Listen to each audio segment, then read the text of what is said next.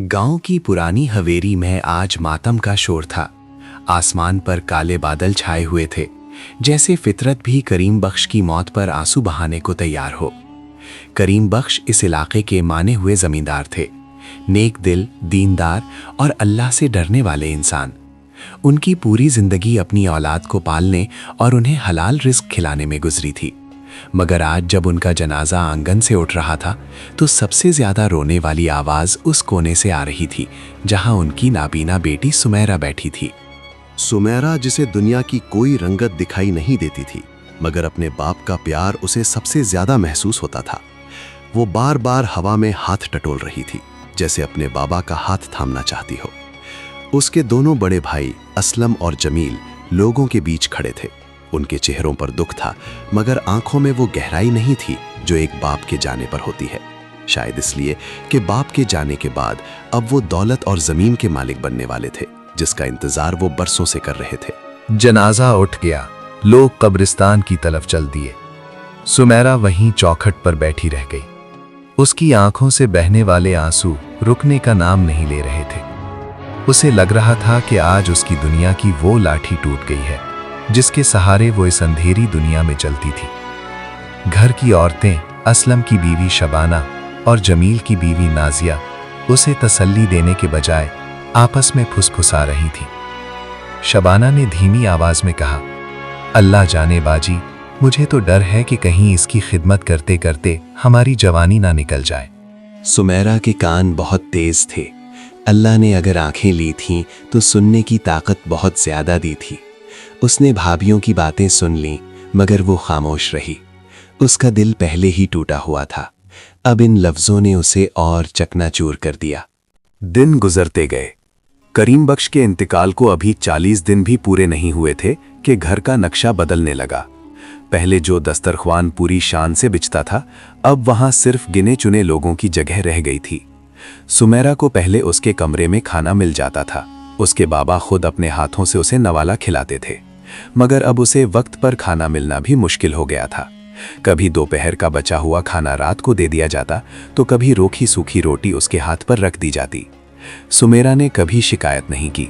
वो जानती थी कि अब सर पर बाप का साया नहीं है। वो बस नमाज की पाबंदी करती और मुसल्ले पर बैठकर अल्लाह से बातें करती। उसका विर्द बस यही था, या अल्लाह, मुझे किसी का मोहताज ना करना। मगर भाइयों के दिल तो पत्थर के हो चुके थे। शैतान ने उनके दिलों में लालच का बीज बो दिया था।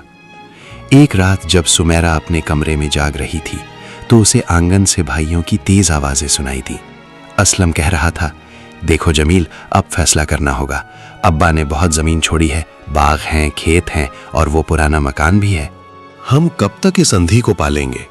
इसकी शादी कौन करेगा? कोई पागल ही होगा जो एक अंधी लड़की से शादी करेगा। जान मगर है तो वो हमारी बहन ही। अब्बा की रूह को तकलीफ होगी अगर हमने उसके साथ कुछ गलत किया। जमील ने जवाब दिया, अरे तो क्या हम अपनी जिंदगी बिगाड़ लें? मेरी बीवी रोज झगड़ा करती है, कहती है कि नंद का बोझ अब नहीं उठाया जाता। हमें कोई ऐसा रास्ता निकालना होगा कि सांप भी मर जाए और लाठी भी ना टूटे। उन दोनों की बातें सुमेरा के कानों में पिघले हुए शीशे की तरह उतर रही थीं। वो अपने कमरे के दरवाजे से कान लगाए सब सुन रही थी। उसके अपने सगे भाई, जिनका बचपन उसने अपनी गोद में खिलाया था, आज उसे बोझ समझ रहे थे। वो उस रात बहुत रोई, इतना रोई कि उसकी आंखों की पुतलियां सूज गईं। उसने आसमान की तरफ मुंह करके कहा, या मेरे मालिक, अगर तूने मुझे आंखें नहीं दी तो मुझे दुनिया से उठा क्यों नहीं लिया? मैं अपनों पर बोझ बनकर नहीं जीना चाहती। अगले दिन सुबह सवेरे पंचायत बुलाई गई। नहीं, गांव की पंचायत नहीं, बल्कि घर के आंगन में भाइयों की पंचायत। असलम ने सुमेरा को बुलाया। सुमेरा दीवार का सहारा लेती हुई आहिस्ता आहिस्ता आंगन में आई और एक कोने में सिमट कर बैठ गई। असलम ने गला साफ करते हुए कहा, सुमेरा, देख, अब्बा नहीं रहे, घर का खर्चा चलाना मुश्किल हो रहा है। हम दोनों भाइयों ने अपना अपना हिस्सा बांटने का सोचा है। हम चाहते हैं कि तेरा हिस्सा भी तुझे दे दिया जाए ताकि तू अपनी मर्जी की मालिक रहे। सुमेरा खामोश रही।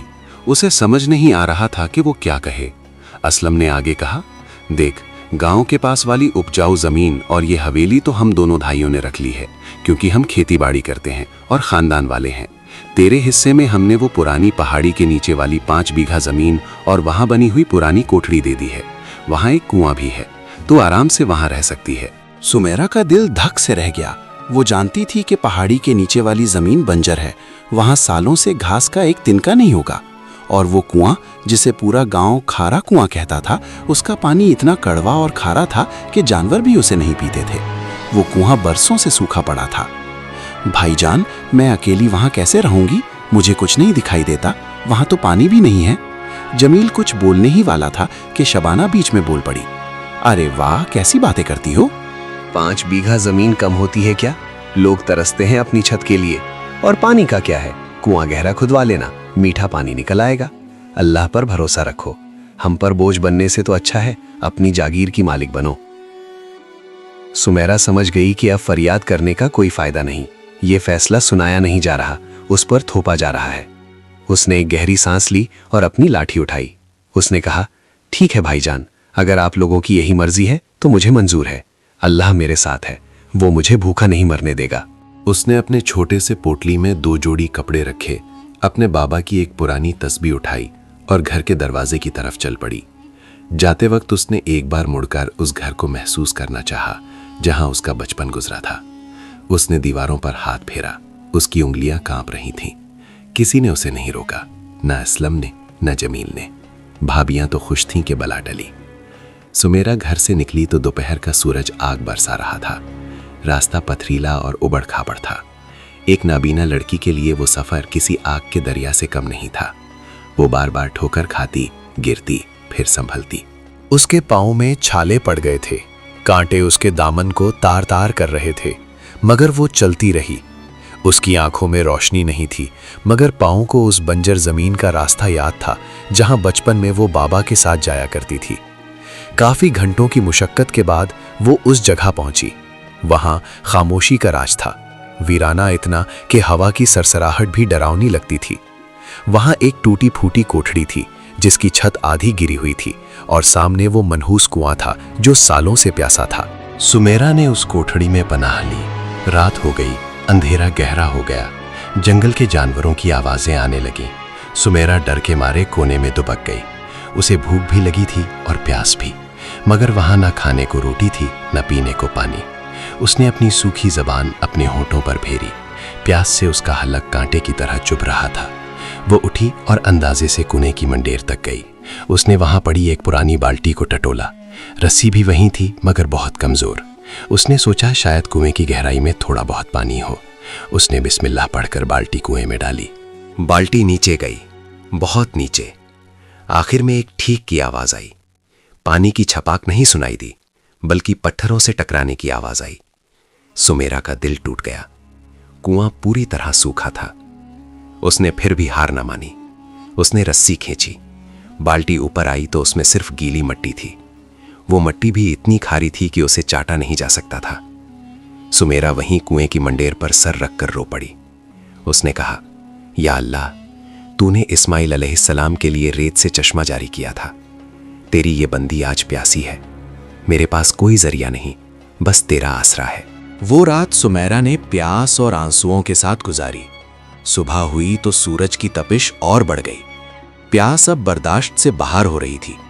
सुमेरा को लगा कि अगर आज पानी ना मिला तो वो मर जाएगी। उसने फैसला किया कि वो खुद कुएं में उतरेगी और अपने हाथों से मिट्टी खोदेगी। शायद नीचे कहीं पानी की कोई बूंद मिल जाए। ये एक नाबीना लड़की के लिए मौत के मुंह में जाने जैसा था। कुआं गहरा था और उसकी ईंटें कमजोर, मगर जीने की चाहत इंसान से कुछ भी करवा सकती है। सुमेरा ने रस्सी को कुएं के पास लगे एक सूखे दरख्त के तने से मजबूती से बांधा। फिर वो आहिस्ता आहिस्ता टटोलते हुए कुएं के अंदर उतरने लगी। उसके हाथ पांव छिल रहे थे। कई बार उसका पांव फिसला, मगर उसने रस्सी ना छोड़ी। आखिरकार वो कुएं की तह में पहुंच गई। वहां की जमीन थोड़ी गीली थी। उसने अपने नाजुक हाथों से मिट्टी खोदना शुरू की। उसके पास कोई फावड़ा या कुदाली नहीं थी। वो अपनी उंगलियों से, अपने नाखूनों से उस सख्त और पथरीली जमीन को कुरेद रही थी। उसके नाखूनों से खून रिसने लगा। मिट्टी के साथ उसका खून भी मिल रहा था, मगर वो खोदती रही। मिट्टी के साथ उसका खून भी मिल रहा था, मगर वो खोदती रही। 1 घंटा गुजरा, 2 घंटे गुजरे। सुमेरा पसीने में शराबूर थी, उसका दम घुट रहा था। तब अचानक उसकी उंगलियां किसी सख्त और ठंडी चीज से टकराईं। ये पत्थर नहीं था, इसका एहसास कुछ अलग था। उसने जल्दी जल्दी आसपास की मिट्टी हटाई। वहां एक मटका जैसी कोई चीज दबी हुई थी।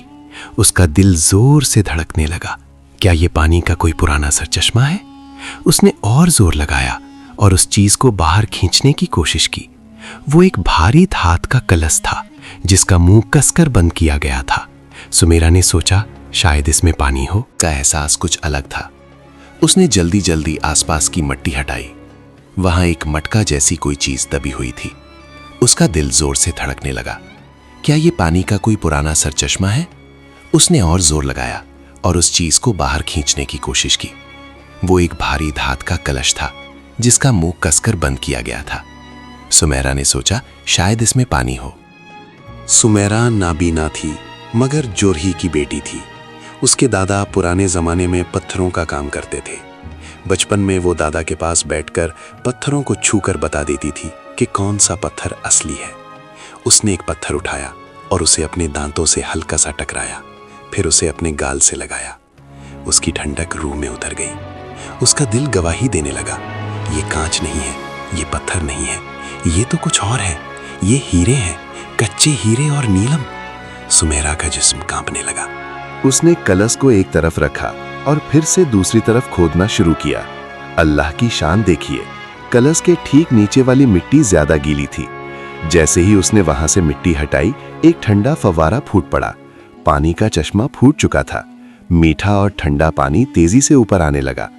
सुमेरा ने चलू भरकर पानी पिया। वो पानी नहीं, आबे हयात था। उसकी प्यास बुझ गई। उसने जी भरकर अल्लाह का शुक्र अदा किया। अब सुमेरा के पास 2 नेमतें थीं, पानी और वो बेशकीमत खजाना। वो बड़ी मुश्किल से उन चीजों को लेकर कुएं से बाहर आई।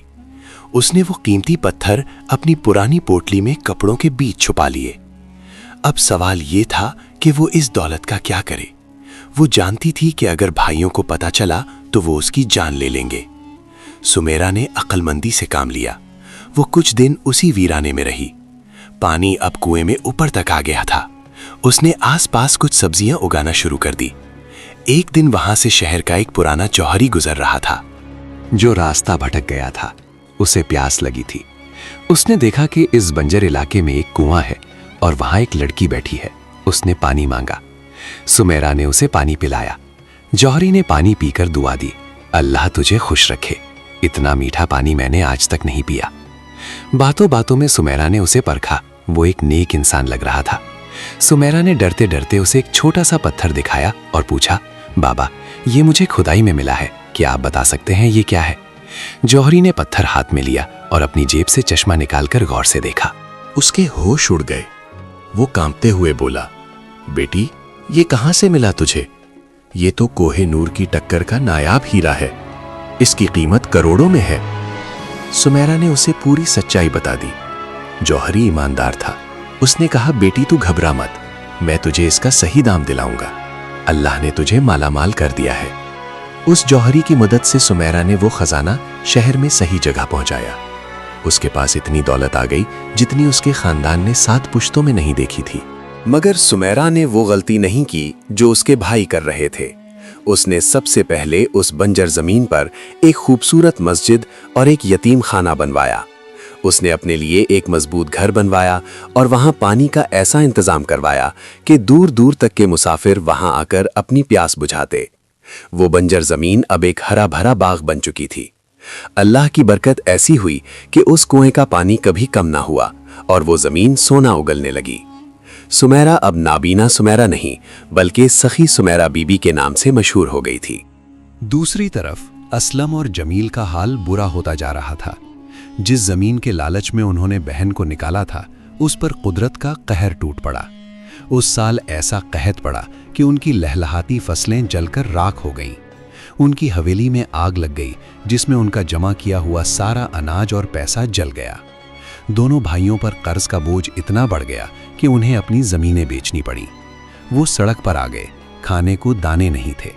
भाभियां जो कभी रानी बनकर बैठी थीं, अब लोगों के घरों में काम करने पर मजबूर हो गई थीं। उन्हें खबर मिली कि पास के ही इलाके में एक बहुत बड़ी सखी औरत रहती है जो गरीबों और मोहताजों की मदद करती है। भूख मरता क्या न करता, दोनों भाई और उनकी बीवियां उस हवेली की तरफ चल पड़े। जब वो वहां पहुंचे तो देखा कि एक आलीशान लंगर चल रहा है, सैकड़ों गरीब खाना खा रहे हैं। असलम और जमील भी कतार में लग गए। उनकी हालत फकीरों जैसी थी, कपड़े फटे हुए, चेहरे पर धूल और आंखों में बेबसी। जब उनकी बारी आई तो सामने तख्त पर एक औरत बैठी थी।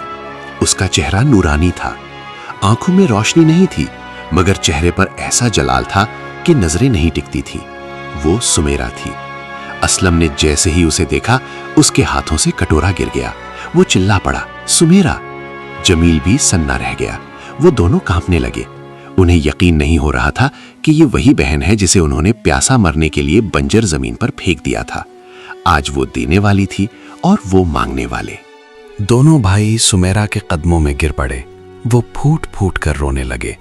सुमेरा, हमें माफ कर दे, हम गुनहगार हैं, हमने तुझ पर बहुत जुल्म किया, अल्लाह ने हमें हमारी औकात दिखा दी। जमील भी रो रहा था, बहन, हम जानवर बन गए थे, हमें हमारी सजा मिल गई, अब तू चाहे तो हमें धक्के मार कर निकाल दे, हम इसी लायक हैं। सुमेरा ने अपनी जगह से उठने की कोशिश की। उसकी आंखों से भी आंसू बह रहे थे, मगर ये आंसू दुख के नहीं, शुक्र के थे। आंसू बह रहे थे, मगर ये आंसू दुख के नहीं, शुक्र के थे। उसने अपने दोनों भाइयों के सर पर हाथ रखा। ओ भाईजान, उठिए, आप मेरे बड़े हैं, मैं तो अल्लाह की एक अदना सी बंदी हूँ। वो जिसे चाहता है इज्जत देता है, जिसे चाहता है जिल्लत देता है। मैंने अपना मामला अल्लाह पर छोड़ा था और अल्लाह ने मेरे सब्र का फल मुझे दे दिया। ये दौलत, ये हवेली सब अल्लाह की है, मेरा कुछ नहीं। अगर आप लोगों को अपनी गलती का एहसास हो गया है तो अल्लाह माफ़ करने वाला है। मैं तो आपकी बहन हूँ, मैं कैसे अपना खून भूल सकती हूँ। वहां मौजूद हर शख्स की आंखें नम थीं। सुमेरा ने उन भाइयों को माफ कर दिया, मगर एक शर्त रखी। उसने कहा, आप लोग यहां रह सकते हैं, मगर मालिक बनकर नहीं, खादिम बनकर। आपको इन यतीमों और गरीबों की खिदमत करनी होगी। भाइयों ने सर झुकाकर ये शर्त मान ली। इख्तिताम। दोस्तों, अगर इस कहानी से आपने कुछ सीखा है तो हमारा एक छोटा सा काम करें, सब्सक्राइब करें। ये बटन दबाने में सिर्फ 1 सेकंड लगता है, मगर ये हमारे लिए बहुत बड़ी हौसला अफजाई होती है। वीडियो लाइक करें ताकि YouTube को पता चले कि आपको ऐसा मवाद पसंद है। कमेंट करें, अपनी राय जरूर बताएं, किस बात पर आपकी आंखें नम हुई। शेयर जरूर करें अपने भाई बहन दोस्तों के साथ, ताकि ये पैगाम हर उस शख्स तक पहुंचे जो रिश्तों की अहमियत भूल गया है।